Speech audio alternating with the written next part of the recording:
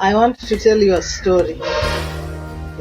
Ile hadithi njoo, uongo njoo, utamu kolea. But this story is a true story. Kwa hivyo hamna uongo hapo. I want to tell you about something that we were told, you and I both, as children. Your parents told you, unalala nini sahi? Maliza kusoma.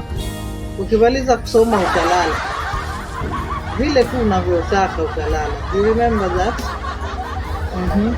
And every time you closed school, you went home and you slept late, and just because you are not in school.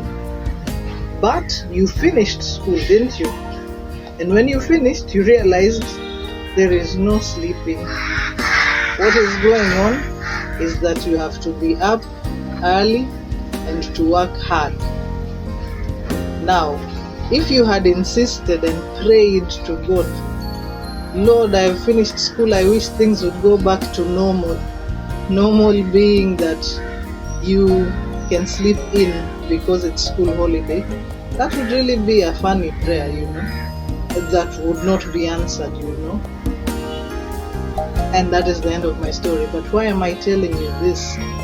I'm telling you this to encourage you, as I encourage myself, that this whole COVID pandemic is not something that we go back to normal from. That would be like going back to high school, because high school was normal. The tide has changed. The season has changed. What you and I need to do is to ask God to show us how to change. Okay?